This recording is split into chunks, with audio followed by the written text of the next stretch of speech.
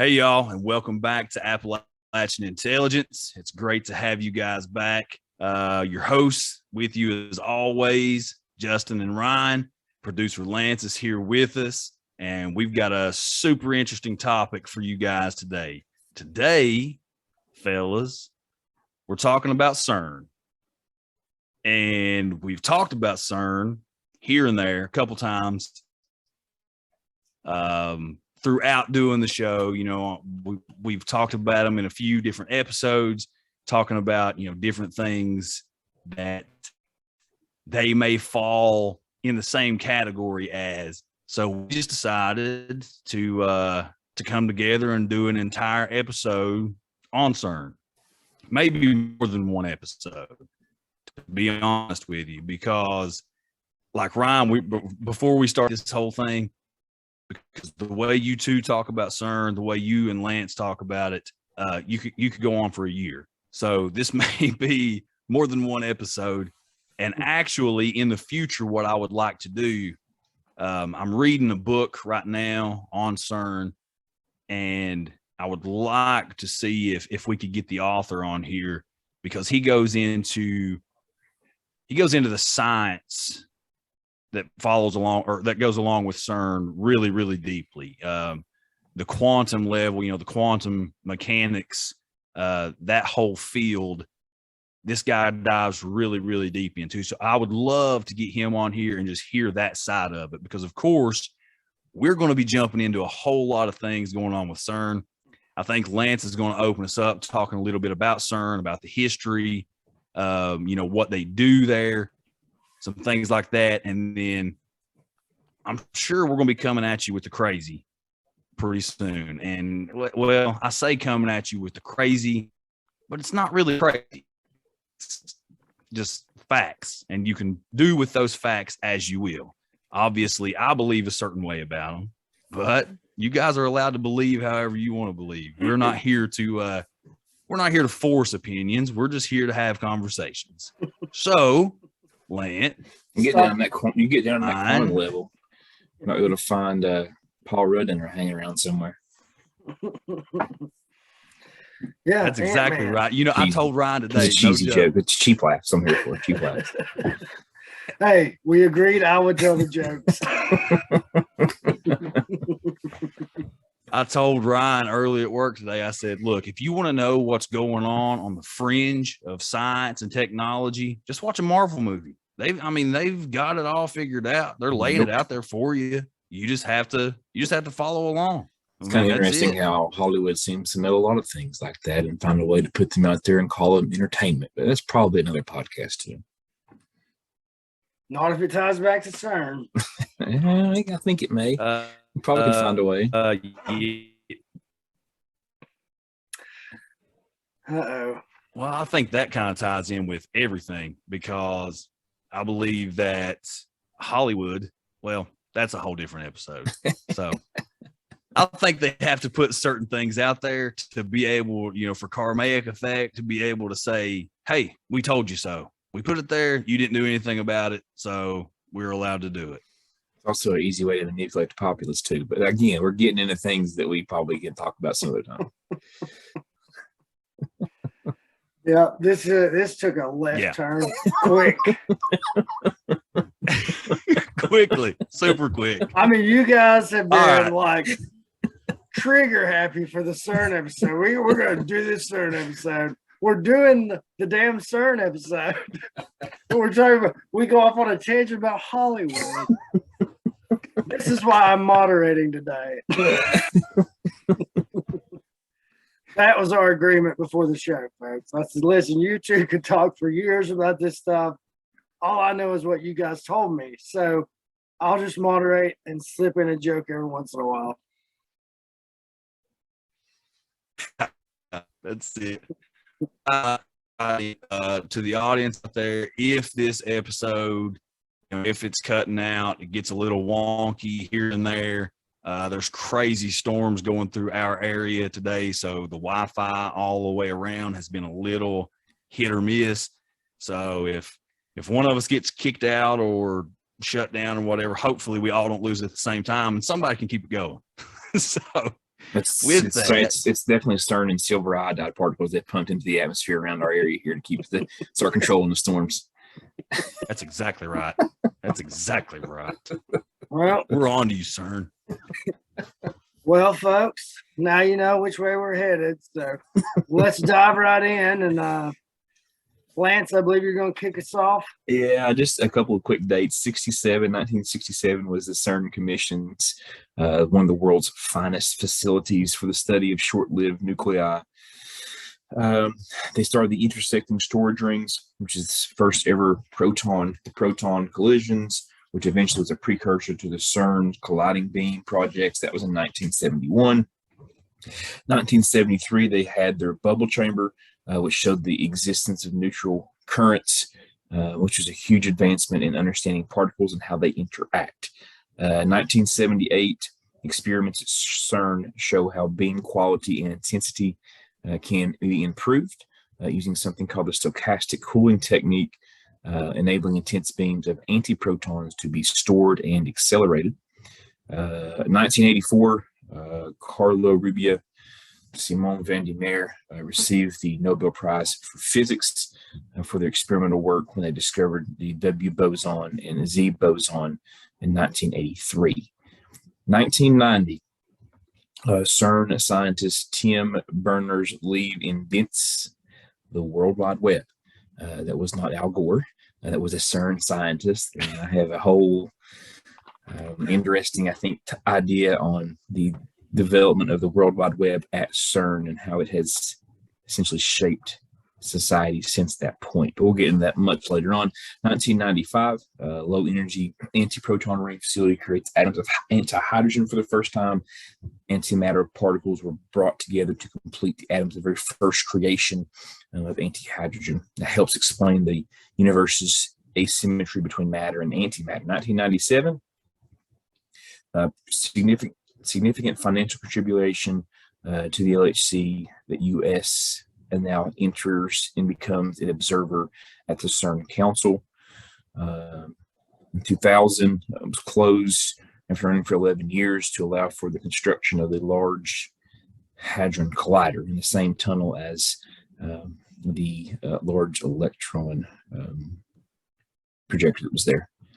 2002, two CERN experiments create and trap thousands of atoms of antimatter in a cold state. It shows that atoms are slow moving and can exist for long enough to be studied before they meet ordinary matter and annihilate it. From 03 to 08, the assembly of the Large Hadron Collider machine and its detector takes place. During this time period, a long number of milestones were achieved in a whole bunch of different fields: electronics, cryogenics, magnetics, computing, superconductivity, engineering, and infrastructure. 2004, the enabling grids for eScience, which is the European project EGEE, is launched. It's coordinated by CERN and financed by the European Commission and aims at setting up an infrastructure for a world computing grid for science. 2006, and again, these are just some of the highlights. There's other things that took place here. These are kind of some of the big things. CERN Control Center, which combines all the control rooms for the accelerators, the cryogenics, and the technical infrastructure starts operation. The Large Hadron Collider is controlled from there. In 2008, finally, the Large Hadron Collider starts up.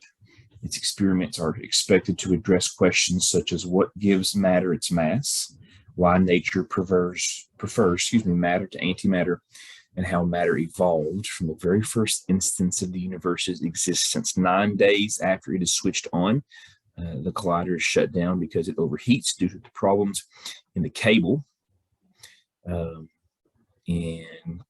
connecting two cooling magnets, and costs like almost $30 million to repair it. 2010, the collider sets new records as proton beams successfully circulate the collider for the very first time. It's the highest energy ever reached in the particle accelerator, and a very important step on the way to start the research for the Hadron Collider. 4 days is all it took for the LHC operations team at CERN to complete the transition from protons to lead ions, which is an important thing we'll come back to later. After extracting the final proton beam, first collisions recorded on November the 7th, 2010. They also had the isolation of 38 atoms of antihydrogen, 2012. It's running with a certain beam energy. We won't get into the huge scientific of that because that can get a little bit confusing, but running with the beam energy, kind of optimizing a certain level to deliver the maximum amount of data. And in this point, they come up a particle that is consistent with the Higgs boson.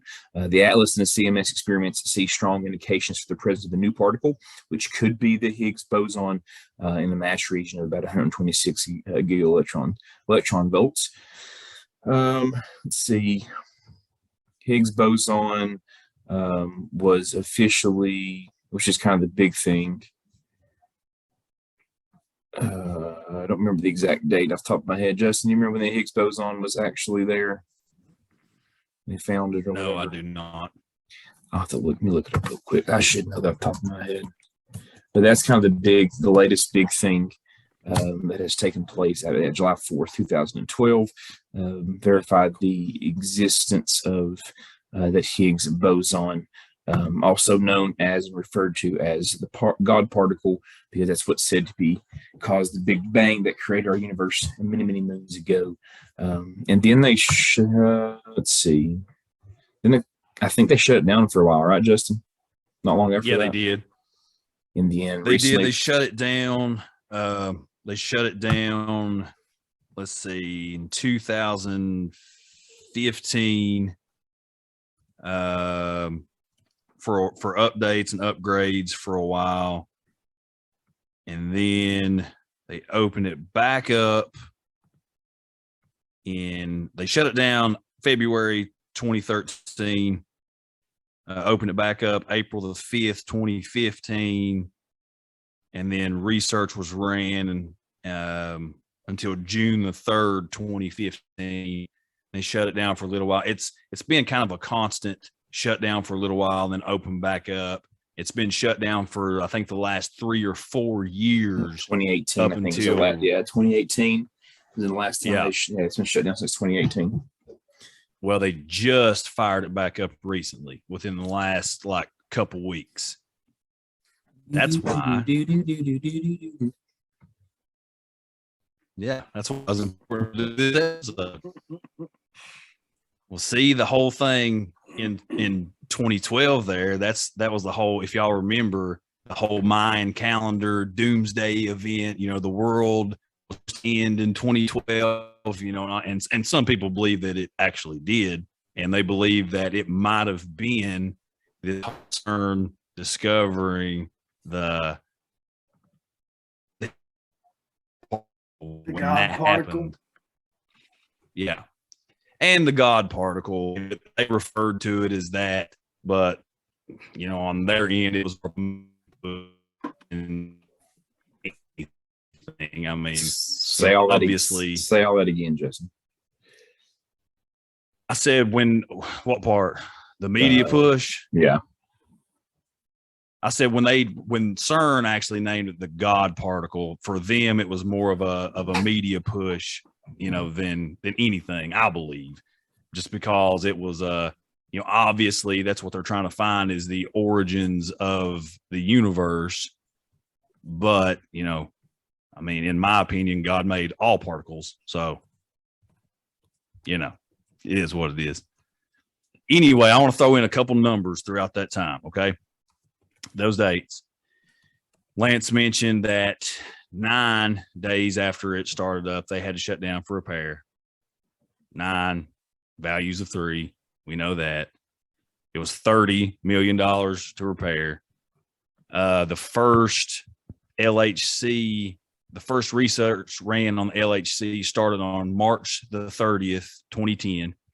You take those, you put them in order, and you start adding them up. March the 30th. It's 3, 3, 0. 0 has no value. 2010, 2, 0, 1, 0. That's 3. So you have 333 when it opened up and started the initial research on the LHC. It went to the 13th or February the 13th, 2013. So if you take that, you have 213, that's a value of 6. And then 2013, 2, 0, 1, and 3, that's a value of 6. All divisible again by 3. And we know how 3s and 6s work on that.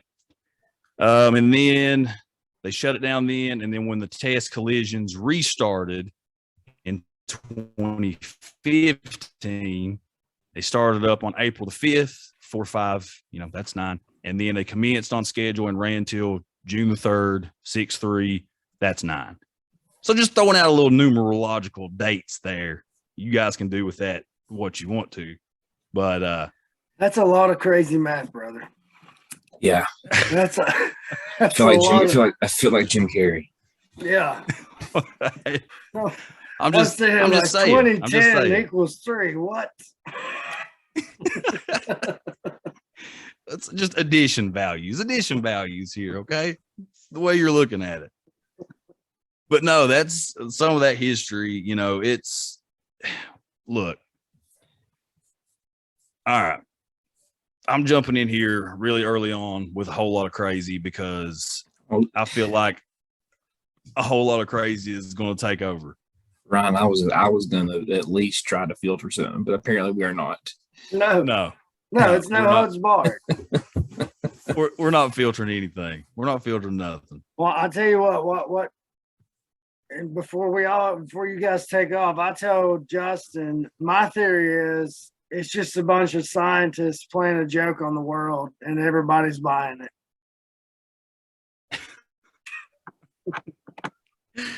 I don't know if you've watched any of these interviews these physicists do. They're not exactly like Dave Chappelle and Bill Burr. Okay. They're all in not on exactly. It. They're all in on it. That's the most ridiculous thing I've ever heard. So let's get down to the real stuff. All right. So as we start up, Lance, you got anything else you want to go before I get into the crazy? Nope. I'll let you go. Nope. Go right ahead. I'll just interject as I feel need. Good. Great. Wonderful. So we went through how some this relationship has worked for 20 years anyway. So. Why stop now? Sometimes you just got to let me go. You gotta let the peacock spread its wings. Peacock. Okay, so as we're jumping in here, I don't even really know where to get started. I have so much going on in my brain right now. What do you think? What is your number one theory on what is happening at CERN? Well, I've already said that on the show, and I believe to get into the meat of that theory, my theory is I believe that. Okay, before I get into any of this, let me put it out there and state for the record that I believe that 99.5% probably of the scientists at CERN, that's exactly what they're doing, is science. They are taking their knowledge and their years of research and expertise and those huge, gigantic brains of theirs, and they're really trying to do good. Okay. But like with all big organizations, corporations, nations, whatever you want to I believe that gets corrupted. And I believe that there is an upper echelon of people there. And it may not even be the scientists. It may be people that are making decisions and passing things down. But I believe that there's an upper echelon there that has bigger ideas. Okay. And I believe that CERN is trying to get to that quantum level in an attempt to open a portal, go into and be able to communicate and travel to other dimensions. And ultimately, the fallen angels that were restrained and cast into the abyss to be able to free them, get in contact with, and worship those things. Okay. And as I say that, just to throw a little bit of credence to that, the director for research and scientific computing at CERN, Sergio Bertolucci, a statement that he made in one of his interviews was, out of this door might come something, or we might send something through it. Okay. That was a statement that he had made at one point. You know, we talked about, if we're diving straight into that, we talked about, or I say we've talked about it before, but the temple to Apollo is 3 kilometers away from CERN. Now, everybody will say, well, that's just total coincidence. You know, there's nothing to that. They also have a giant statue of Shiva upon entrance, and the statue is Shiva is in doing this cosmic dance. You know, Shiva was the god of creation and destruction, you know, a goddess of the underworld, which, you know, could be looked at as the abyss. But the temple to Apollo, if you look at it in Revelation chapter 9, and not going into all of it, but in verse 11, okay, well, I'll just read it. This is the ESV version. And the 5th angel blew his trumpet, and I saw a star falling from heaven to earth. And some translation, that's angel. And he was given the key to the shaft of the bottomless pit. He opened the shaft of the bottomless pit, and from the shaft rose smoke like the smoke of a great furnace, and the sun and the air were darkened with the smoke from the shaft. Then from the smoke came locusts on the earth, and they were given power like the power of scorpions of the earth. They were told not to harm the grass or the earth or any green plant or any tree, but only those people who do not have the seal of God on their foreheads. They were allowed to torment them for 5 months, but not to kill them. And their torment was like the torment of the scorpion when it stings someone. And in those days, people will seek death and will not find it. They will long to death from them. In appearance, the locusts were like horses prepared for battle. And then just king over them, the angel of the bottomless pit. His name Hebrew is Apollyon, and in Greek he is called Apollyon, which can also be translated as Apollo. So if we're diving straight into that side of it, and I'm not saying that is for a fact, you know, this is what they're doing, but I'm saying that's a theory that's out there and something that I've thought about, and not saying that CERN is absolutely intentionally, you know, doing, you know, all the people there or whatever, but just throwing that out as a theory. We have a temple to Apollo. We have, you know, them talking about going to the abyss, this quantum side of this, and going into the different dimensions and opening these portals and talking about going through and coming back. It makes you think. I mean, it's enough to make you think. Yeah, for sure. I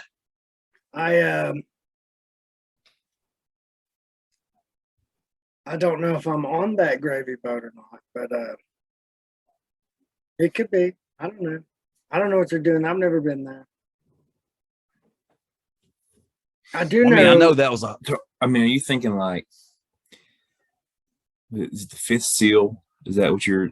Yes. That's what you, right. So are you thinking that is the way in which the 5th seal is going to be opened on the earth, is through CERN? Or do you think that they are trying to open that seal early? I think that when it happens, it will still happen in God's timing, if that makes sense. And by that, I mean, okay, you got to look at, and here's another kind of just a different take on it, but you got to look at the Tower of Babel. Okay. We've talked about Nimrod a few times on here. We've talked about how there was a good chance that he was a Nephilim, the technology that he possibly may have had. And if you take, you know, we know the Tower of Babel, that God got angry with those people that were constructing the tower. He cast them to all around the earth, gave them different languages. They couldn't communicate with each other. We know that story. But if you take the word Babel and you go back to Hebrew, okay, El, you take the L, we know that means gods. Bab means gateway. Translation is gateway. So what if this Tower of Babel way back then was another way? Because if I'm not mistaken, in scripture, it was talking about the Tower of Babel was a way to get to God. Well, what if it wasn't talking about the utmost, the almighty? What if it was talking about one of these other small d's? What if we were talking about Abaddon? So with that, God gets angry, scatters them. So literally Babel, if you go back in Hebrew, that would be gateway of the gods. Well, what could a gateway of the gods be? Could be a portal, could be a way to cross over into a different dimension. So if this theory was to come to fruition, I believe that it would still be in God's timing. Okay, that you have this organization, you have these people, they're wanting to contact these other gods. Let them have them. It's time. That's my thinking on that. Okay. Thoughts? I don't think, man, I completely and entirely understand what you're saying. I get it. But I don't think that CERN right now has the same, what's a good way to put this without being too condescending? I don't think it has that much biblical credence behind what it's trying to do right now, as far as them trying to raise the Nephilim, get the technology that they had to do their superhuman genetic processes to incorporate demonic DNA into Earth as we know it. I don't think that's what's going on. I like thinking about that, and I like saying that, freaking, they got the freaking Nephilim down there. I think that's a really cool concept in theory to think about. But I think CERN is, and this is just me, and I think CERN is the new aged Area 51. When all that stuff went down in Roswell in the 50s or 40s, 50s, whatever it was, like, people were able to take Area 51 and apply any theory to anything that they couldn't explain or wanted to have some interesting conversations about, and say, hey, I bet this is at Area 51. And then you could attach anything you wanted to it, right? And nobody could technically say, you're wrong. Nobody could technically say, well, you're right. And you could always say the government's hiding something, right? That's an easy thing for us to do, hiding stuff from us. And I fully think that they are. I'm not saying that they're not. I think that they are. I just think that we're able to attach pretty fantastical ideas a lot of times, which is fun, and we should, to corporations or entities or CERN, Area 51, Lost Justin, so on and so forth. That Ryan, I'll just keep going with my thought here. Yeah, man.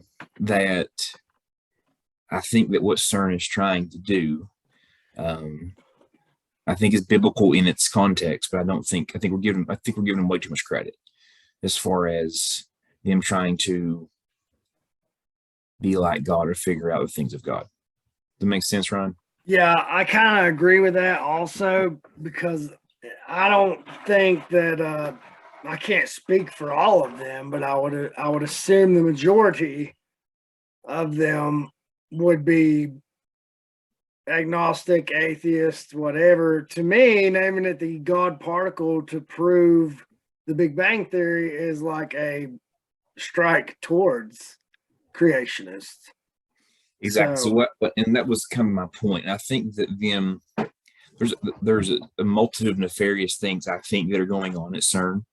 And I think that it is at its core, right, at its foundation, I think there's evil there, and that's probably what's kind of driving it. And I think just by taking the one instance of them finding the Higgs boson, labeling it the God particle, like you said, that's a pretty good slap in the face to creationists, to biblical thinking people. Like, there's no way we found the particle that started the Big Bang, right? I think that. So with that happening, I think at its core, there's some evil going on there, right? And I think that, like you said, more than 90% of the people that work there are probably, have their faith is in science, right? That's their God. Science is their God. That's what they think is, how things happen. Okay. What I do think CERN is probably trying to do. Now, part of me wants the Nephilim to be caged up down there in the bottom of the hole. Part of me wants that. I don't know why. Part of me wants that to be the case. But I think what they're actually trying to do is they are trying to explain things on a quantum level that we can't really quite process and understand, right? Because when we get to biblical creation and how God created things in Genesis, like, he didn't just say, let there be plants, and there was plants, right? He spoke the words, let there, but in that speaking, he also allowed the processes of life to happen too, right? So we all know that this is a really simple explanation. We all know that plants go through photosynthesis, right? They capture sunlight, they take that sunlight, turn into glucose, they use that glucose for energy. They take the carbon dioxide in as well, and then they push off oxygen, right? That's the process of photosynthesis. And when God said, let there be plants coming, he spoke that into existence as well. So we don't think of creation as far as from a biblical standpoint a lot of times. I mean, we don't think of it from the actual processes that take place, right? Magnetism, gravity, inertia, speed, force, all those things are what creation happened in those 6 days in the Genesis account, as I believe it as a creationist, right? A young earth person. Okay. What I think, to tie this in, what I think CERN is trying to do is they are trying to explain what those processes, right? Explain how magnetism works, explain how gravity works, explain how creation happened, explain how mass and matter can have matter, right? And if you can get to where you can explain to people that and prove it through science, then you are then now explaining to people what God did at creation. And then when you can explain what God did, you completely take the supernatural ability out of it. Right? So as a Christian who believes in the Genesis account, young earth account, I take those verses, I take those 6 days of creation and say, God created, he said, let there be light, and there was light. Now, in that process of him saying, let there be light, he was also put in the wavelengths and the frequencies as the different colors, as our irises capture those different colors, the way our heat transfers to the earth, that was in that process when he created the sun. All those things were there. He spoke those things into existence. There's a lot of other parts that go into that, right? I think CERN is trying to get to where they can capture those things, capture those moments, capture those events, quantify them, put them on a computer, put data to them, explain them to the common person to remove the supernatural account of creation. That's where I think the nefarious evilness is coming from. Now, to be fair, to them, it's not nefarious and evil. It's just their belief. That exactly, right. But and I completely agree with you, right? Yeah. But when we talk about all the other crazy things that come along with it, from the general populace, right, from the general population of people, the things that we see they're doing, like this is really good, or this can't be very good, because they're trying to essentially break down what they're trying to scientifically quantify what I think is faith, right? If you can quantify faith, then once you quantify something, you can adjust those quantifications of it, show me how it happens, put the numbers to it, then you break down my faith. Right? That's where I think. Now, I don't think they'll be able to do it. I don't think they can. I don't think we will never be able to get to that level of thinking. We can't. We have imperfect bodies, imperfect brains. We don't think like God does. But I think that's what they're trying to do. No, I do agree with that. I agree with everything that you're saying there as far as actually what they're doing with smashing the particles together. And the only counter that I would have, I don't have a counter at all for anything that you said, but it's kind of in defense. And what I would say, yeah, of course, I'm speaking from a biblical standpoint and reading from scripture, and that's Bible prophecy. I mean, if you believe the Bible and the book of Revelation, that's prophecy. And just because that's our understanding of this and our viewpoint and worldview of it, the Greeks that worshiped Apollo, they weren't Christian, but we're still talking about Apollo or Apollyon. The Hindus that worshiped Shiva, they weren't Christian. They're not going from a biblical standpoint.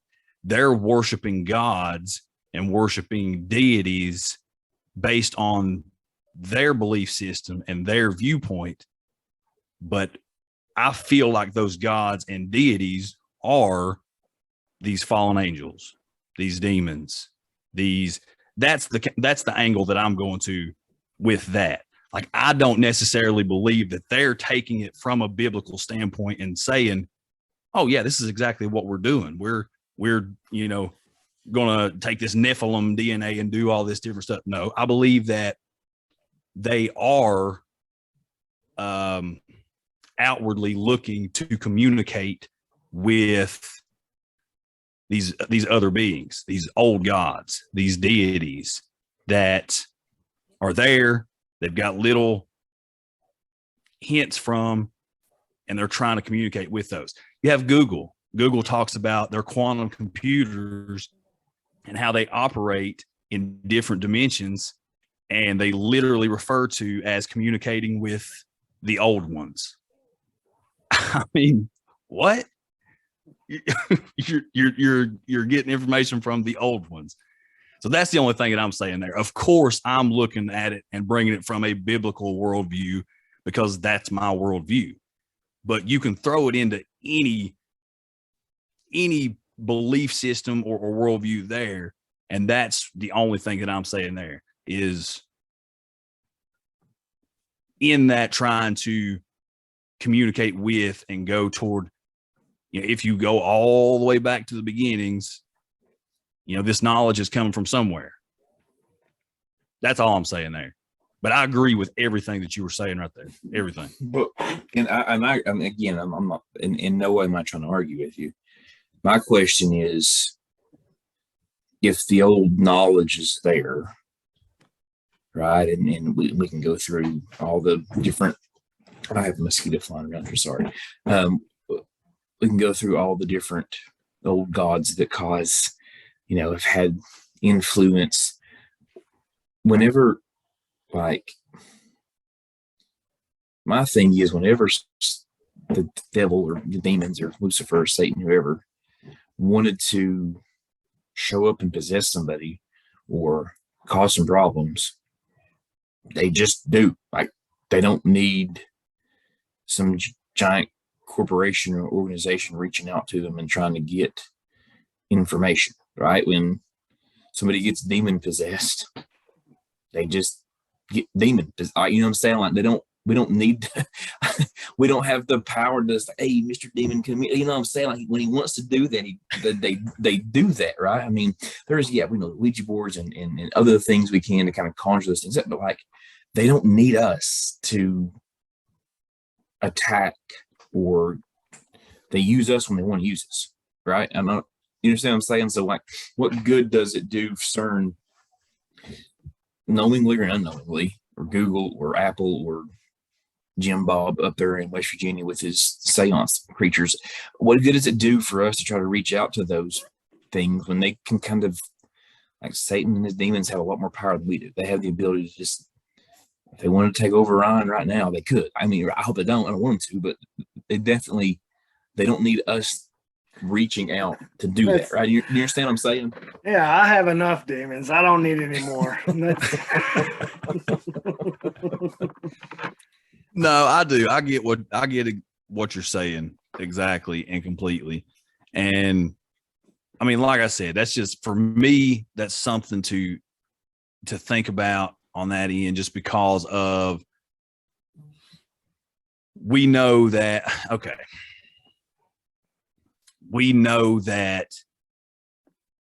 these fallen angels specifically, they've somehow been restrained and placed into this abyss. And yet we still have, one of these fallen angels is said to be Azazel, okay? Kind of the original, the depiction of horn god deity. Yet we know that there's horn god deities all throughout every culture. We talk about it on here all the time. So that's the angle that I'm, and like I said, I'm not claiming that any of this is 100% fact. I've got it solved, case closed. Just the thought process of, these things are restrained in the abyss for their crimes, yet they still have this entire hierarchy that is operating with and working for them. The way I look at it is like a mafia boss, okay? Mafia boss gets locked up, yet every time he picks up that phone, he can call a hit on whoever he wants to, wherever. That's kind of the way that I'm looking at it. So if there's these things restrained and imprisoned and have been for thousands of years, if that's me, I'm probably trying to get out. I'm trying to get out however I can do that. That's my only line of thinking there, is if we are reaching into other realms and other dimensions and opening portals, whether purposefully or accidentally, whether we're doing that through technology or through magic or through ritual, however we're doing that, through geomancy or through technomancy. I think I just made that up. It's pretty cool though. However that's going on, shut up, Lance. If I am imprisoned, I'm trying to get out. Sure. That's all. That's all I'm going to say there, because if I can't go possess Ryan right now because prison. I may be able to say, hey, whoever, go get Ryan right now. Infest him, possess him, do whatever. And call me back here in a little while and tell me how it goes. I'll get a kick out of it because I ain't got nothing else to do down here in this dark abyss in chains.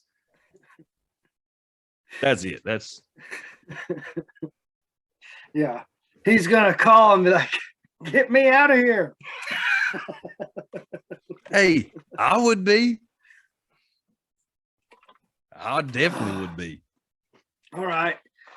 So let's say they're trying to open up other dimensions, because there are theories out there that dark matter is possibly the existence of other dimensions. And let's just pretend for one moment, I'll go a little crazy here and say those other dimensions exist,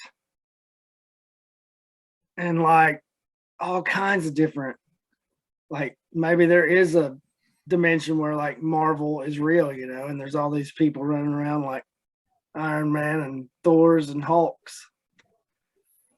That's just an example. I'm not saying that's what it is. I'm just saying, you get what I'm saying. And then another one's Princess Ponyland, what Riley would want to go there. That's I think that would be awesome.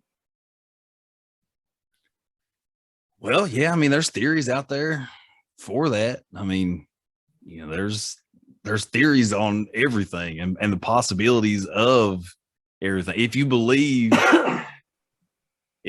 in the possibilities of other dimensions or, all these different things. God, I'd really love to talk about the new Doctor Strange movie right now, but I know you guys haven't seen it yet. No. And I don't want to spoil it. But my goodness, man, this hits so hard where we're at right now. Oh my gosh. You know, they could be thinking about the whole global warming deal and wanting to take the God particle and like start another little universe. Maybe there's a habitable planet on that. Well, Or, yeah. Or global Possibly. warming's not real. yeah, or definitely that. I'm just saying that's a theory. No, yeah, I mean, yeah, I was just teasing. Yeah, maybe so. It's true. Global. Oh, global warming. No, I don't agree with global warming. And that's why they call it climate change now. But climate change has been going on for a while. Yeah, it's never changed. It's always changing. Yeah.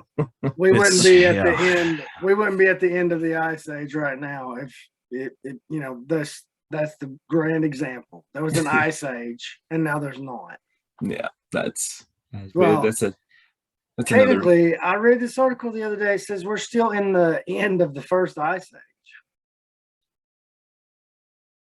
age.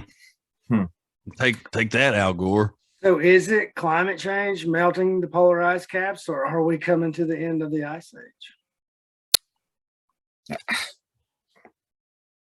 That's and a then good question. what comes after that? We've not been keeping up with the weather long enough to know. Right? I mean, It's true.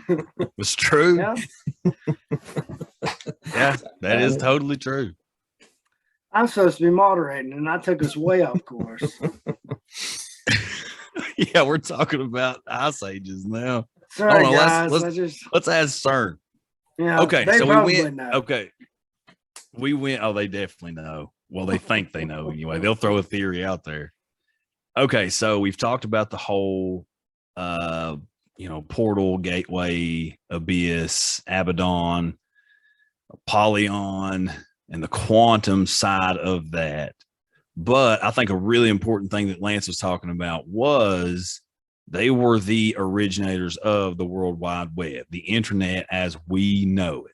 So I'm interested to see what Lance has to say based on that side of it. so the internet, even today, although in 2022, with the introduction of social media and then some of the censorship that's been going on in social media as well, and just in general, I'm not talking right or wrong that should or shouldn't happen. I'm not getting political in any way. I'm just saying there's definitely an amount of censorship that's taking place in social media. I think we can all agree on that, right? I think the internet, for the most part, though, with the exception of that, is still the wild, wild west. We're on here having a Zoom conversation about CERN, and it's totally okay that we're doing that, and we can put it out there for 3 people to listen to. Those 3 people sitting in the Zoom call, and and on and on it goes, right? I think, though, the societal impact that the internet has had, obviously from 1989 or 1990, whatever it was, until now, I think we all can agree it's we have watched the evolution of technology take place before our eyes, right? Evolution is we have watched that take place like right in front of us over just in our lifespan, right? And I think we're at a little different generation where we're at because we grew up kind of without it, right? We wasn't as easily as accessible as it is now, so we grew up kind of without it. We learned how to use it, and then it's kind of matured and grown as we have matured and grown. So we're in that little pocket of generations where we kind of still understand the world without the internet, but can appreciate the ease of the world with the internet. Make sense? Yes. Yeah. I think we can still get out and do some work and don't mind hard labor and that kind of stuff, and appreciate that, right? But also appreciate the fact that we can pull a YouTube video while we're trying to change the fan belt on a car, or so we can get instead of trying to figure it out ourselves, right? Exactly. So I think that societal impact that the internet has had, I think, as far as, and again, this is a 2-point conversation. I think from the moral standpoint, internet has been bad. overall, because it has allowed greater access. It allowed people to be, it has caused people to be less private, right? And to a certain degree, privacy is good. It is, right? There's things that we don't need to share. Like, I don't need to share what's going on in like my wife and I's bedroom, right? That's not something that needs to be shared out there. It's not, right? The stuff that the kids do here at the house you don't need to see every picture, everything that happens, right? We don't, right? So that has, I think, and because of that, people have become more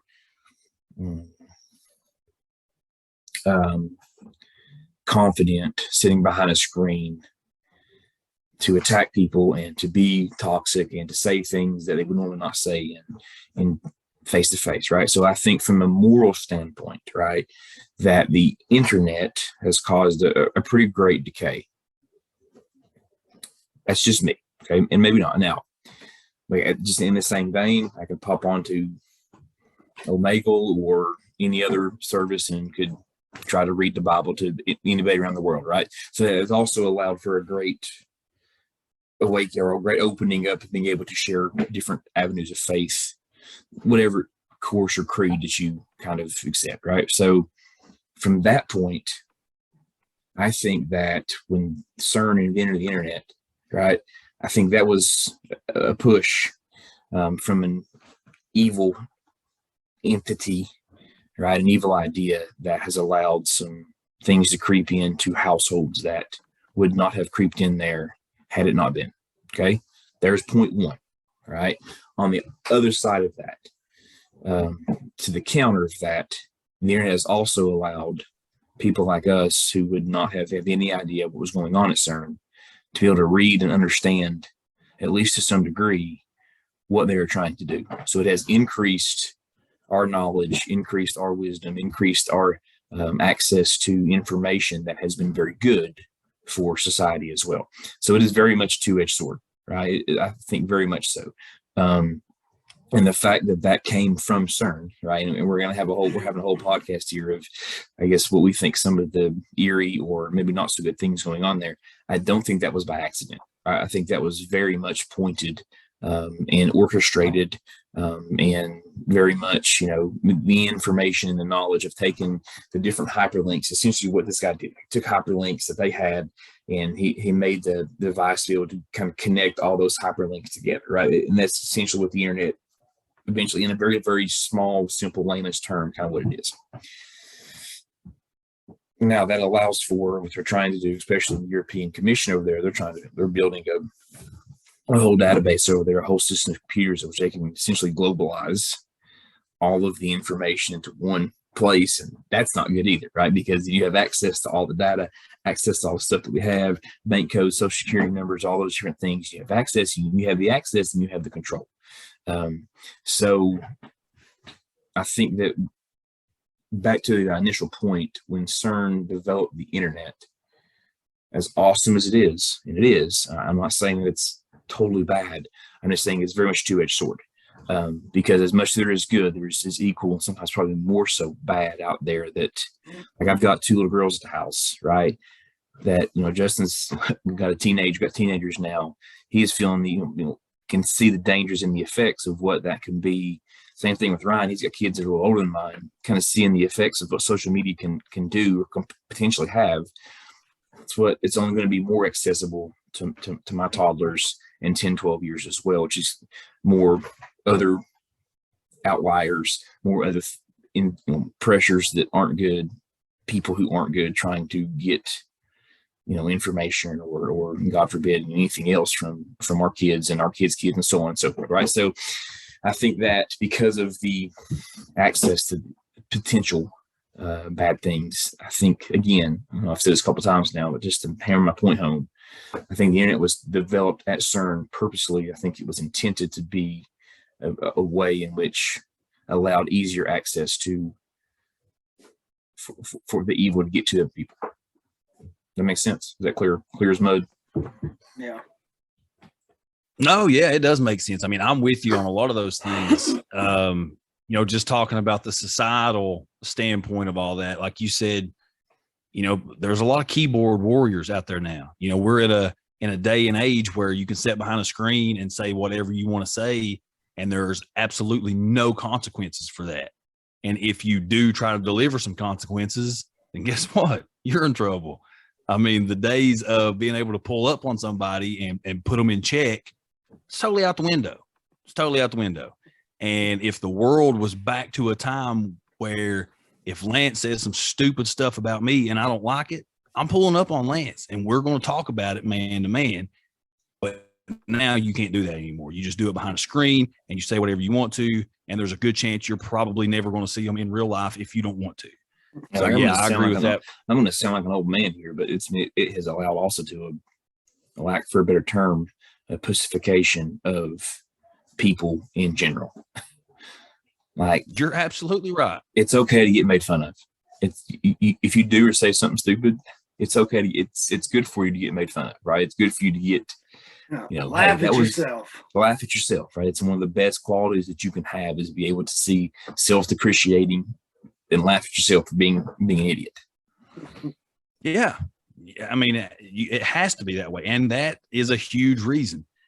And I'm with you too, that I believe that there were parts of the internet, like we all know that almost everything that you do online is being collected. That data is being collected.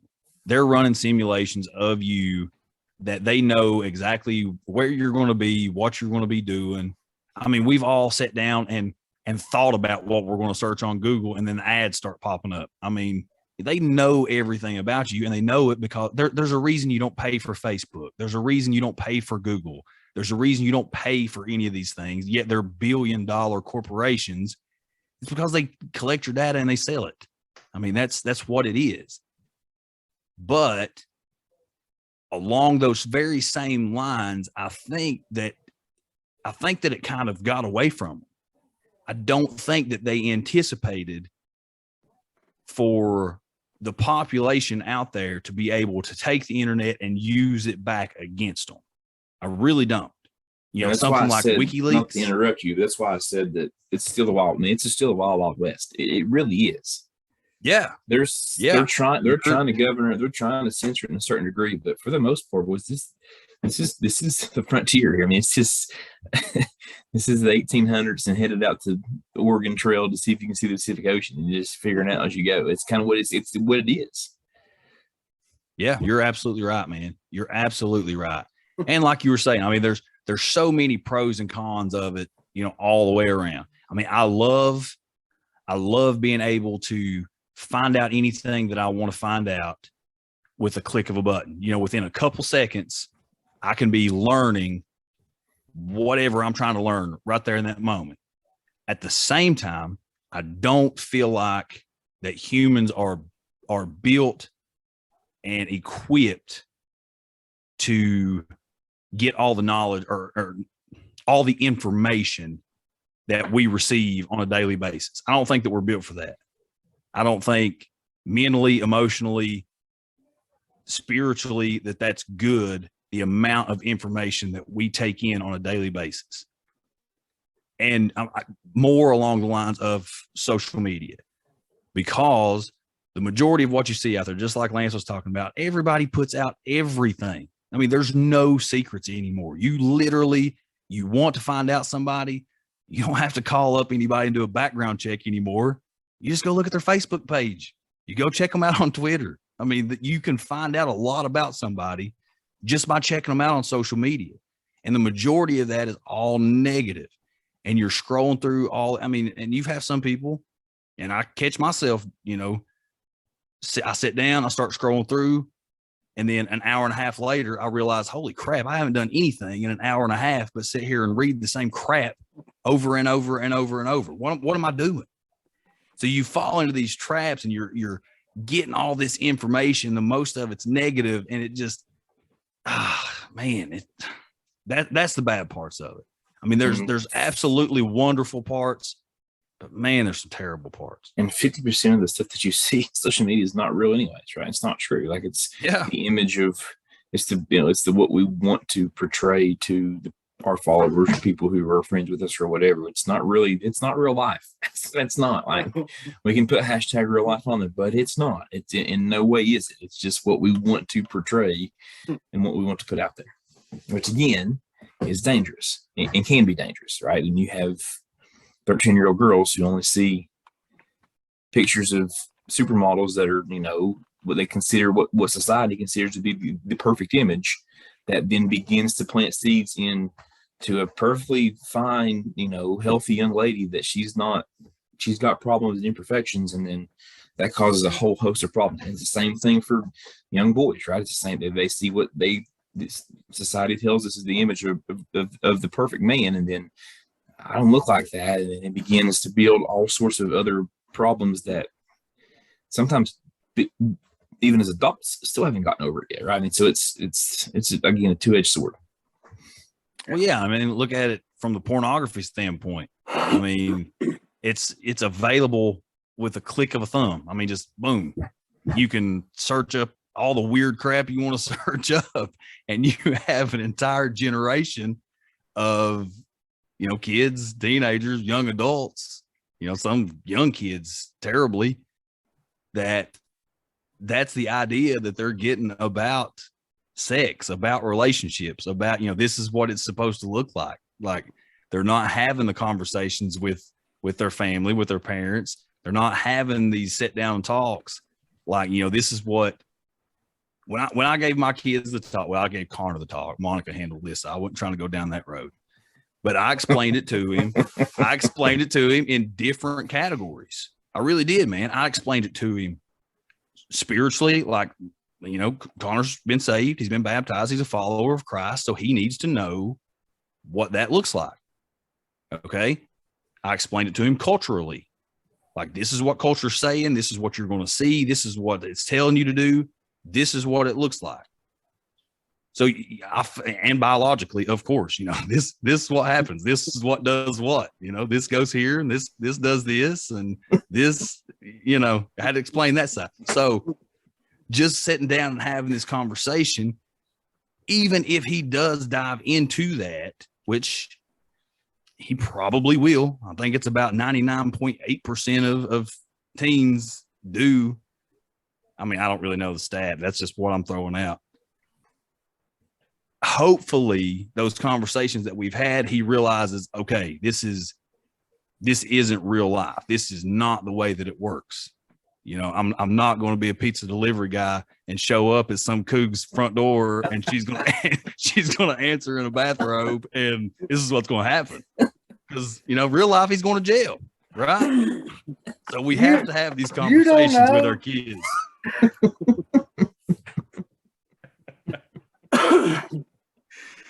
Wow, we went off on another weird tangent. This show's good for that. Here we are, right back in Protestant camp. That was sex education, folks.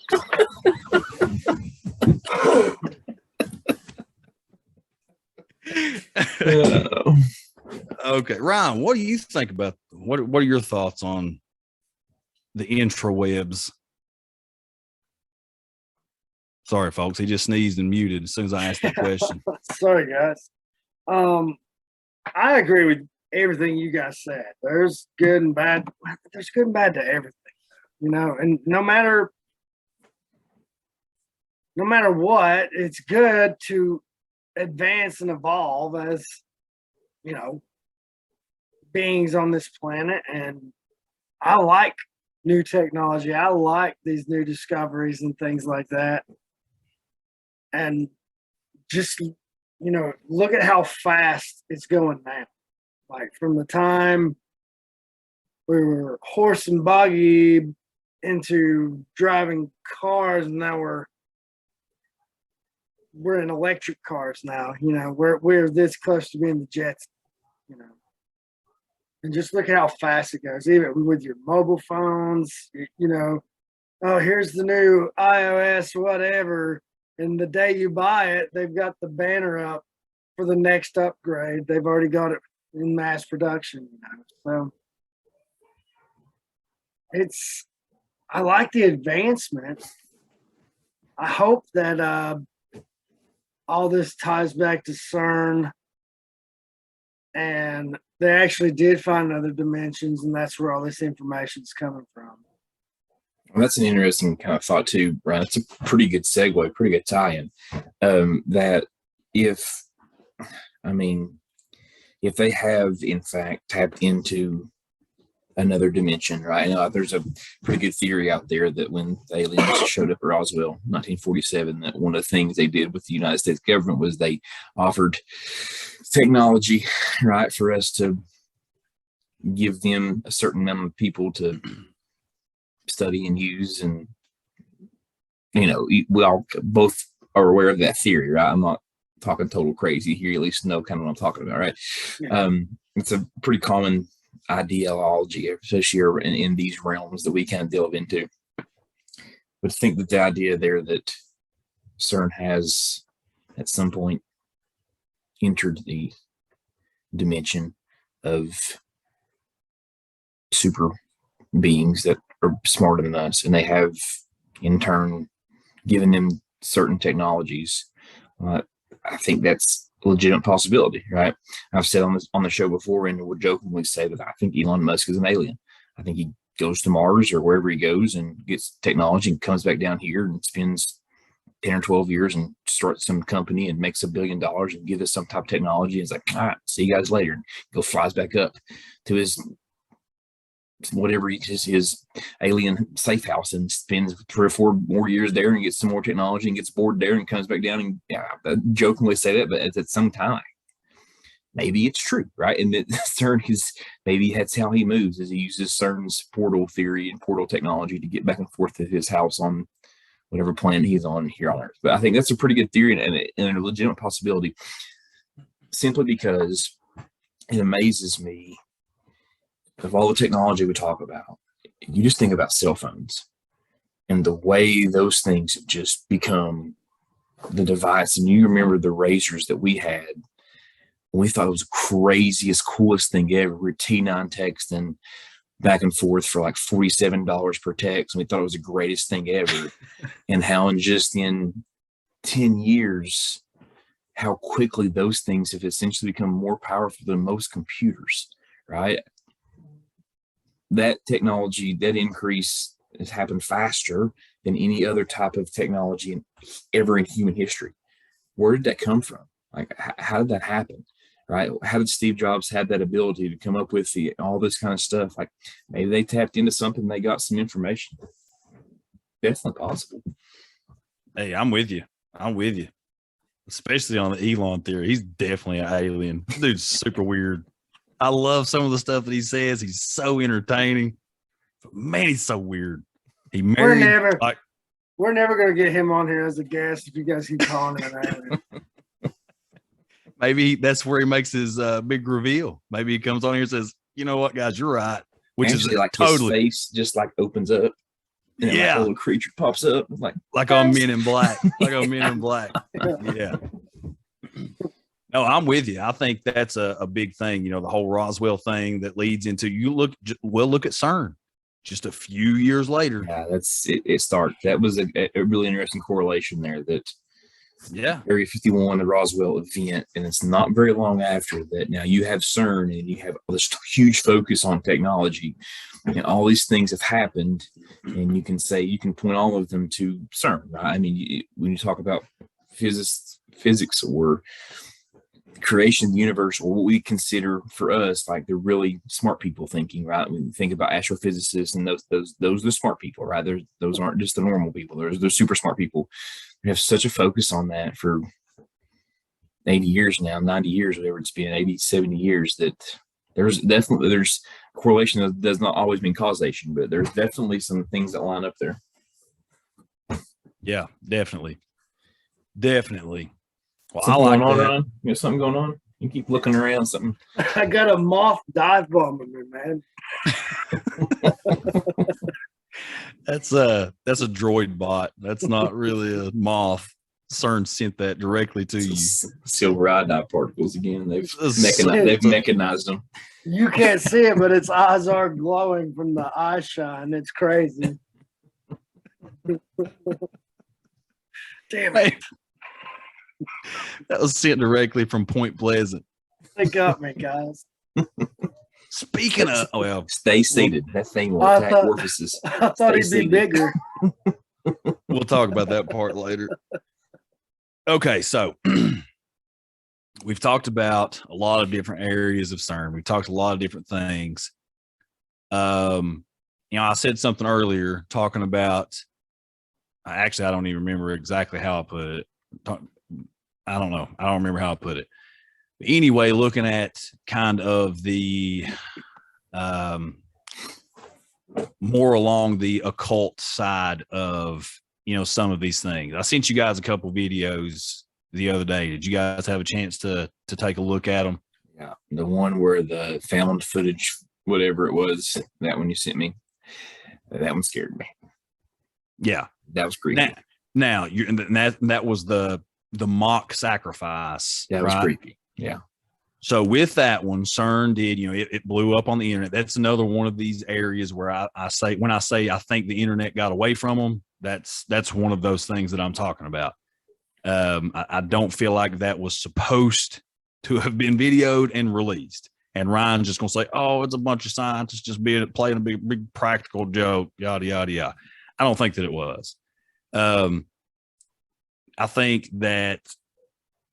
Okay, in the video, for those of you, and you guys can search this up, any of the audience out there that wants to, at CERN, at the headquarters there, in front of the huge statue of Shiva, there you have these robed figures, and they're doing this mock ritual, child, looked like to me, sacrifice.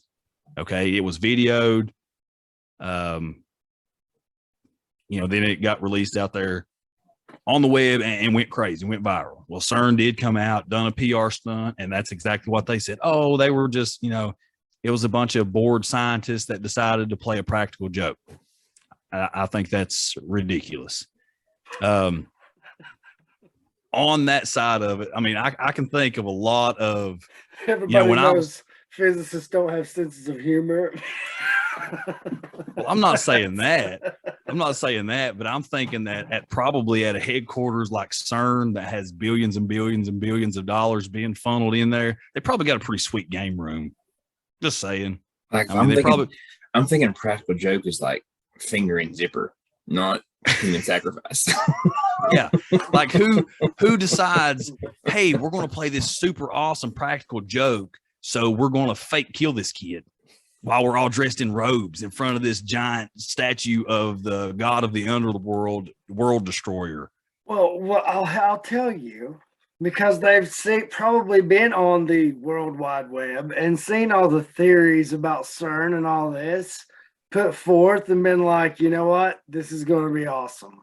I mean, I don't totally disagree with that, Ryan. You got a bunch of super smart people. I would do that. Yeah, I mean, I can see like, hey, let's just create this. Let's really give them one to world here. I hadn't thought about that, Ryan. That's a really good point. I can see myself kind of even to that degree. Hey, let's just do this, and maybe somebody will film it. And they created the internet. Don't tell me they're not in control of it too. They can take down what they want to take down and release what they want to release. Yeah. Okay, well, I hadn't thought about that, Ryan. That's a good point. Let's play devil's advocate here for a minute and think that, these few people that are going to go out here and do this mock sacrifice value their jobs enough that they don't want to make a PR person for CERN have to come out and give a statement on this. Let's just, play devil's advocate on that side of it. If you look at, take Aleister Crowley and his practices and his teachings, if that's what you want to call them. Well, I mean, they are teachings. He's taught a lot of crazies, a lot of stuff. But with that whole thing, what Crowley would call that, any of these mock rituals or any of these things, he called a parody. And according to Crowley, a parody had just as much power as the real thing if the right intent was behind it. So just playing devil's advocate there, if you're looking on that side of it, if this was some form of parody, which either way it goes, it was super weird. Even if this was a gigantic practical joke, if I'm running a multi-billion, maybe trillion, I'm not really sure how much. If I'm running a organization like CERN that has employees from over 100 different countries, that's the smart that has this reputation that I'm keeping up here, I'm finding out exactly who those people were, and they're not going to work as a, no offense, Lance, but they're not going to work as a high school chemistry teacher ever again. Like they're done. You know, that's it. So just from that, well, I mean, look, man, if like, okay, here's the thing. CERN has been pretty open. Like they've allowed public viewings. They've allowed people to come in and tour the place. They worked with the movie with Angels and Demons that was based on the Dan Brown novel. They worked with, you know, that movie to come in and shoot some of the shots there. And that was based on the whole antimatter thing that they had found there, you know, fictionally. You know, they've been pretty open to the public and to try to gain this reputation of, hey, you know, we're totally transparent. We're doing all these different things. I'm thinking that if you're going to take that stance here, you probably don't want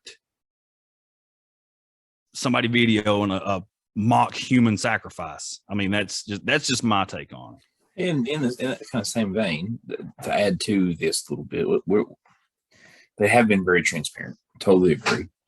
But what's the easiest way to hide some stuff that you don't want people to see? In plain sight, baby. So, I mean, you call it transparency, or you can just call it a really good illusion. Yeah. Kind of the same thing. So, the video that I've seen that was more disturbing, for lack of a better word, was the hour-long celebration when they opened the place up. Dude, well, that was the Gothard base tunnel. Okay, that tunnel is right there. It goes under like the French-Swiss border, but it's directly, like, it's right there, right outside of Geneva, right where CERN is. That was more, to me, the symbolisms and things that were going on there. I was like, this isn't good. It's just like, this is crazy. Like, I can't imagine sitting in the crowd being like, oh, this is really cool. This is artsy fartsy. No, it was weird. It was super weird. And that's what I'm talking about when I talk about, even if these people don't have this viewpoint, they're still basing a lot of their stuff, whatever they're doing there. You can go start tying it back to scripture. I mean, you have this cherub-faced, topless woman with angel wings and this giant, you know, cherub-looking head or whatever, flying around. And, you know, Ryan has stepped away for a second. We both know the best lie the devil ever told is that he wasn't evil, right? I mean, yeah. And you can get people to believe that, number one, there is no God, right? There is no devil. You can get, if I can convince you of that, if I can convince you that there's nothing to fear, right? If I can convince you there is nothing there that's bad, then you have no perception of what really is evil, right? You're just doing the evil without having perception of what evil is. That was very much what that looked like to me. Well, dude, it's people who had they just thought it was normal because they had just got to the point to where it was like, this is evil is just okay. This is just how things should be. This is just the way they should operate. And that's what was, I think, that's what was, you know, that's the counter. The counter that I've heard from that is the nation that put that on and all kind of came together. You know, some of these European nations, that's what it was. Oh, well, this is just art. You know, this is the portrayal. But dude, you cannot watch that. You cannot watch any parts of that and think, oh, this is just totally normal. I mean, yeah, there have been some weird halftime shows. Yeah, there have been some super weird, like, opening Olympic ceremonies. None of them have even came close, in my opinion, to touching the overall symbolism, occult symbolism that was in that opening ceremony of that tunnel. It's crazy, man. I mean, you have all these workers dressed up in orange that are just marching around like zombie robots or whatever. And then you have 3 that fake die during the ceremony that was a reference to the 9 that actually died during the building of the tunnel. You know, surprise, surprise. You have, like I said, these giant fallen angels, you know, floating down over top of these. Then you have a bunch of people rolling around in white underwear for a while. I don't know what all that was about. Then you have this goat man leading a procession. I don't think it's technically a goat there. It's whatever animal they have, one of those mountain goats, rams, whatever it is. But you have this figure that's pretty much just leading the charge, you know, leading the march of all these, and people are just following him around like the Pied Piper. I mean, what is that? That's every version of Pan or Cernunnos that you've ever heard of. That's what I mean. There's so much symbolism in that. It's super weird, dude. It's super weird. That was the one I was just like, this is just like, even if I was trying to not, let's watch this and let's try to not see any occult symbolism. Let's just try to explain all of it away. And in 45 seconds, I was like, nope, can't do it. can't do it. It's impossible. It's impossible. Like, I don't understand how anybody can watch that and be like, oh no, that's totally normal. Did you watch any of it, Ryan? Yes, I've seen some of it. That's I don't know what they were doing. Either somebody was really creative. Yeah. Which, well, another theory I'd like to throw out there involved in all this and the advancement of technology and everything. My favorite theory, Stone Ape Theory. Here we go. Wow, we're talking about CERN. I know. I'm getting there. Give me a second. All this ties in.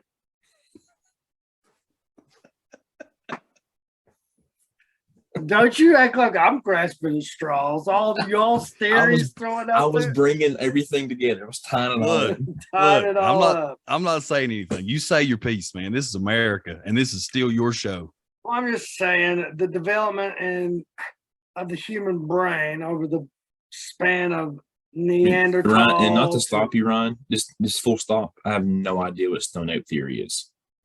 Oh, okay. So go back to the early, say, Neanderthal era, that area. What was available on the plains and, you know, living in groups, but the most abundant mushrooms on the plains were the psilocybins that they would take as family units, you know, and this would happen over hundreds and hundreds of millions of times, you know. But in doing that, they're seeing, you know, the type of stuff you would see today doing that stuff. But that's kind of like opening their minds up there. It's just like an overload of information. The human brain expands, develops super fast over that line of time, you know. And then look at us today. We're super fast. This all ties into CERN by saying, you know,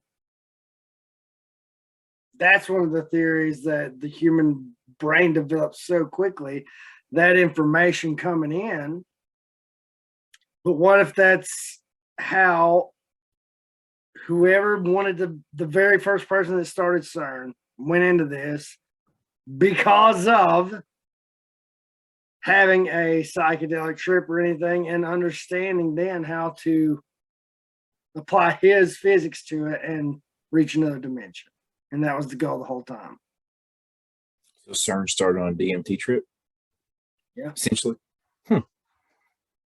Maybe. Maybe. Yeah. I'd never. We had mentioned Stone Ape Theory numerous times, and I didn't know what it was, and I felt that was a good time for you to explain to me what that was.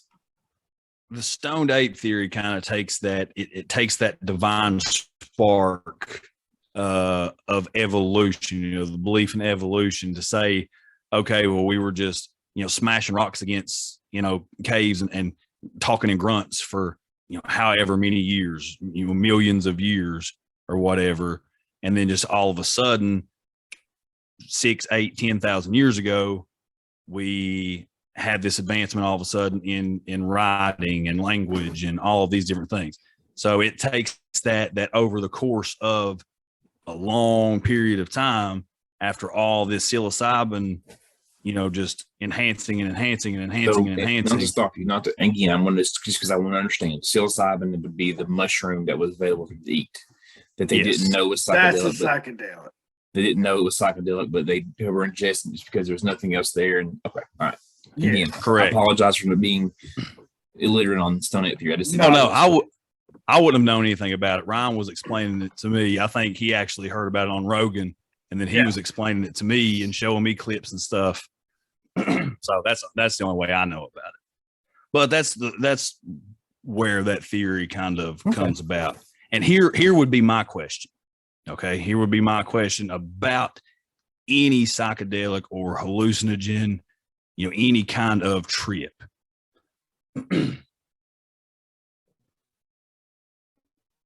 When you do that, actually, is that opening up your pineal gland, your third eye, into allowing you to be able to see into another realm, another dimension, another whatever? Yeah, I think that activates the eye of Horus in your brain and allows you to look out into those other realms. Whoa, you just brought in the eye of Horus. Well, it's the same shape as the pineal gland, which is directly affected by DMTs. That's a whole nother episode we could do just on the pineal gland and the eye of Horus. Yeah, the Egyptians used the eye of Horus, and it's this exact same shape as the pineal gland. It's the same thing. It's on our currency, correct? It was based on the same thing. Yep. Yes. Which then leads you into directly back into the occult. Mm-hmm. Or directly back into it. Yeah. Well, and that's the thing. In the occult, say in certain practices of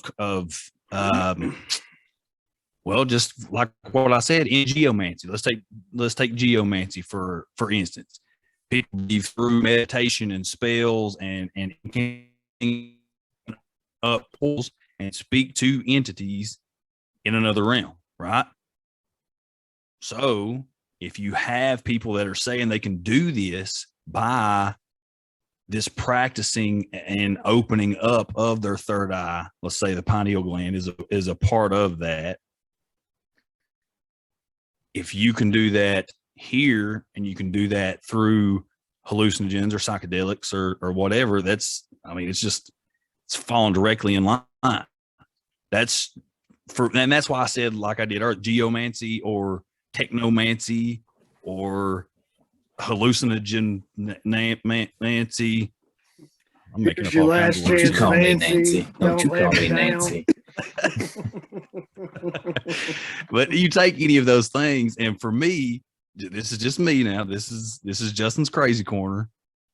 For me, that's saying, okay, there are entities out there that have given a lot of different routes and avenues to be able to communicate with them, contact them, speak with them.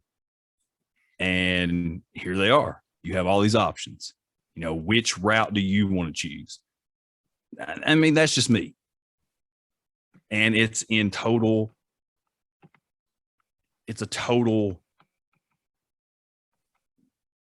I don't know how to put it. it's a total detour away from, well, I can't really say that. I don't know how to put that. I'll reserve that. But I think it's just crazy that, you know, a lot of that can tie in together.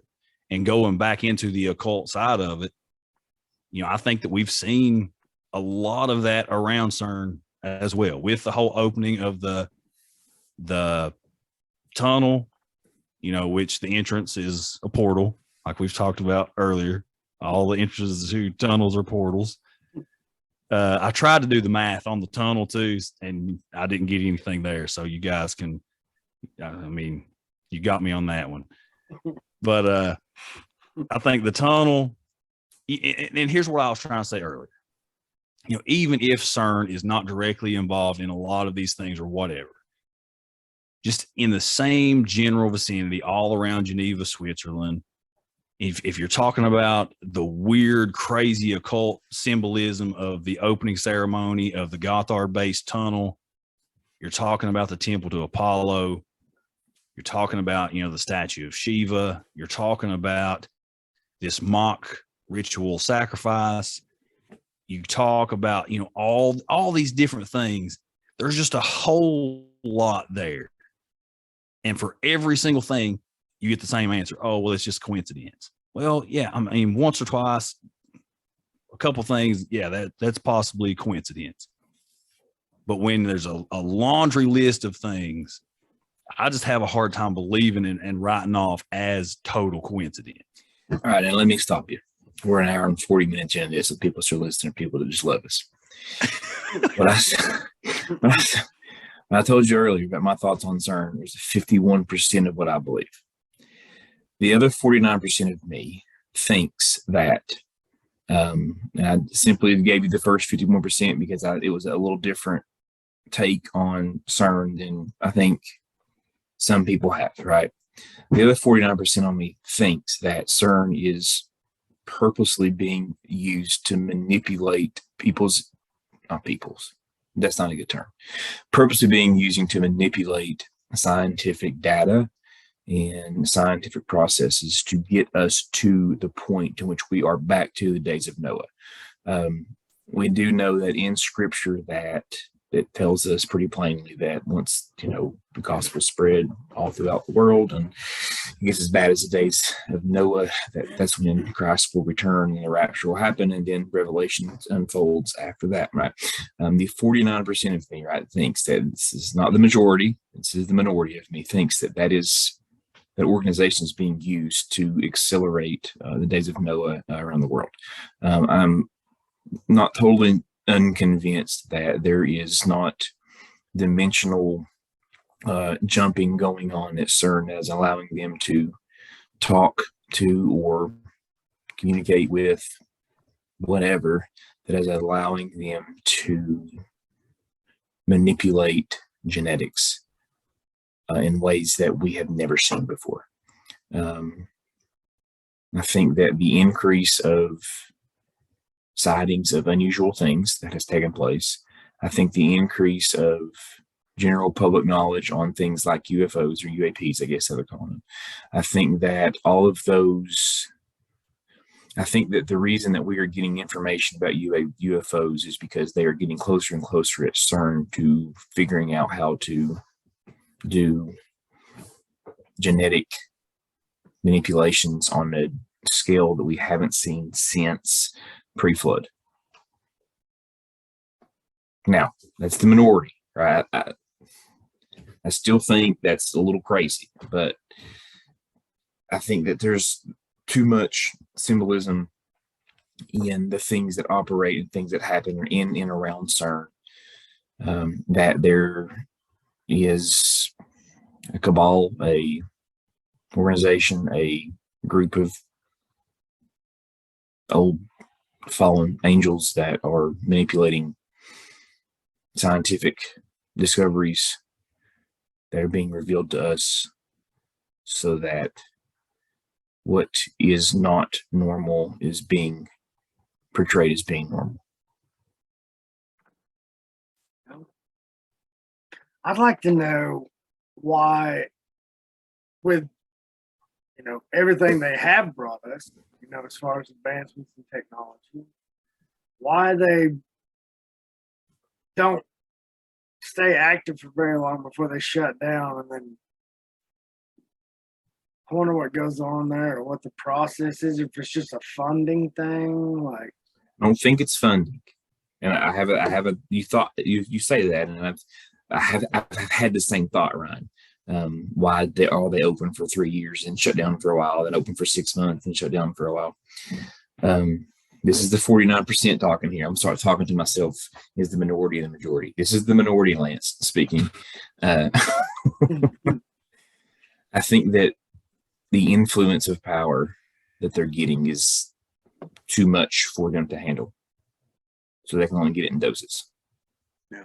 Much like when people are revealed, like you think of, I don't know, I think Stranger Things, right? It's hot right now. And I haven't watched all of it yet. It's fantastic. If you haven't watched it, the first 2 episodes I watched one night real late, didn't sleep well afterwards. It's very, very good. But like, there's only so much of that power, right, that they can take, and then it has to stop for a while, right? We don't just see a constant. We don't see Venza or Vecna. We don't just see constant, shadow flare, mind flares. We just don't see you're right. If it was all the time, then it would just destroy those kids. That's why you see it coming in waves. I think that's, again, this is a minority Lance speaking in his theory on that. I think the people there can only handle so much that they have to pull back for a while, so they shut it down. Does that make sense? Yeah. Yeah. Well, and it may even be a relation like on just the world as it is, because I think that one of the things that I was reading, it was a really interesting article about CERN. It might have actually been from CERN, is they were talking about gravity and how they have came to find out or realize or theorize that gravity was one of the weakest forms of however you want to put energy. And that the reason that they believe that may be possible is they believe that gravity, they're actually searching for what they call a graviton, the particle graviton that they can, well, I'll explain that in a second. They think that gravity may actually be leaking into another dimension. Okay. So if that was the case, they're trying to search for a graviton, that if they could find these graviton particles and manipulate them in ways that they think that they could possibly deliver, if they manipulate them in a certain way, that they could create binary code from that, just a system of ones and zeros that they could send into this other dimension and communicate in another dimension by these graviton particles, which I thought was super interesting, crazy interesting. Yeah. But what if it's something like that? What if it's, okay, well, we've already done these things, and maybe we've caused gravity to start leaking into, maybe we can measure that gravity is leaking into another dimension. Well, what if, it's a constant running of this stuff? What if it goes to what Stephen Hawking said about CERN on his visit? Me and Ryan were talking about this earlier today. Stephen Hawking said the particle known as Higgs Boson has the worrisome feature that it could become unstable at extremely high energies and create a black hole that would collapse the universe. The legendary British physicist has warned in a new book titled Starmus. This could happen at any time, and we wouldn't see it coming. So Stephen Hawking literally said, in CERN doing what they're doing, there's the potential and the possibility of them creating a black hole and literally folding the universe in on itself.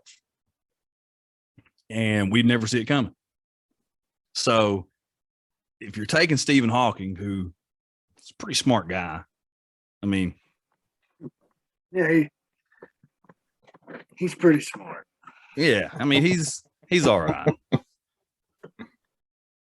But I'm just saying, maybe it's something along those lines. Maybe they only can do it like exactly what Lance is saying. They can only do it in short bursts. But maybe it's because of the energy and the fields and all this different stuff. We can't run it this long because hey, we've already got gravity leaking into another dimension. You know, maybe that's why they're operating and trying to get into other dimensions. We want our gravity back. But I don't know. And particles too, like much like planets orbit the sun. You have like our Earth, for example, like we get to certain points in the sun on the orbit, and we have different times and different seasons that happen because of those rotational of the planet as well as the orbit. Particles work very much the same way, and maybe just because of the orbit where they're at the time, they can't get as much access to it, so they can't use, you know, I guess that's another possibility as well. Yeah. And gosh, we could really honestly sit and talk about CERN for hours and hours and hours. There's just so much there. There's so much there. But Yeah, like Lance said, we haven't really got even into like some of the actual, we've talked a little more like physics than we have talked cryogenics. And yeah, I mean, there's a whole division of cryogenics that we just talking about. Cryogenics is kind of wild, and it's a wild science in its own right. Oh yeah, definitely. There's plenty of interesting things going on there with cryogenics too. So yeah, man, there's so much there. Electromagnetism. It's just a ton of stuff. Yeah. I got an interesting story. I'll tell you guys later about that. About cryo? Yeah. You gonna freeze your head? No. All right, guys. I guess we should probably wrap this up. We've been going, like Lance said, an hour and 40 minutes. I think that was like 20 minutes ago, 10 minutes ago, something like that. So we'll wrap it up here. Any last thoughts? Any last thoughts on CERN? Stay tuned for part 2. And 3 and 4 and 5, I'm sure. Yeah, eventually. We'll split them up though. We won't go hard at you like 2 months in a row.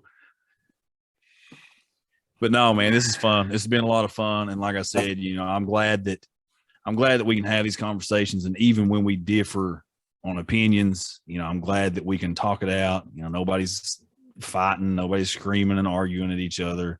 You know, we can come together and have a respectful conversation, which is the way that it should be. Folks, if you're listening out there and somebody has a different opinion than you, just agree to disagree. It's okay. fine. It's fine. It's totally fine. We all don't have to agree all the time. The world would be a terribly boring place if that was the How case. boring would it be? That's a personal attack. Just it's fine. It's fine.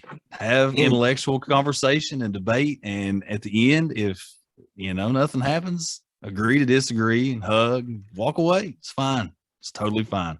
And if you have never heard of CERN, and this is the first time you've even had any information, I would suggest reading some of the stuff going on there. Don't get bogged down by some of the scientific quantities and terms that may seem a little intimidating. Just don't worry. They're not really that important to what's really kind of happening. It's just velocities and speeds and things. Nothing's really overall that important to what's actually taking place. I would suggest take a second, take some time and just read. You're on the pooper, instead of scrolling through Twitter for 20 minutes, take a look on what CERN's going on, what's going on at CERN, and just read some interesting information about a pretty wild organization for sure. Yeah, absolutely. Educate yourself. Don't take anything that we're saying on here as total fact and this is the gospel. Okay. I don't want anybody quoting me and dying on any hill that we're speaking on here. Like I said earlier when we started this thing, we just want to have the conversations, okay? And we want to have the conversations based on the research that we've done on these topics. And if you're out there and you find these topics interesting, look them up yourself. You may have a totally different theory. And if you do, get a hold of us, because we want to have the conversations, even if it's totally opposite. You may open our minds to something that we never even thought of. So in that instance, get a hold of us. Yeah. Guys, no more final thoughts. This has been fun. This has been a good one. I could talk about CERN all day, and I think you guys could too. Maybe not Ryan. I don't know. I'm indifferent about it. As is most things with Ryan, except for Stone Ape Theory. Oh yeah, we're gonna have to do a full Stone Ape Theory episode. Just let Yeah, Ryan go. Get it all out. Stone Ape Theory and Charles Manson and how that ties together. It does tie together, actually. Psychedelics. You go strictly off the psychedelic part of it. Now let's do this. All right, guys. Well, thanks for joining us again this week. We hope you guys enjoyed it. We had a lot of fun. We hope you guys have fun listening. Until next time, we'll see y'all later.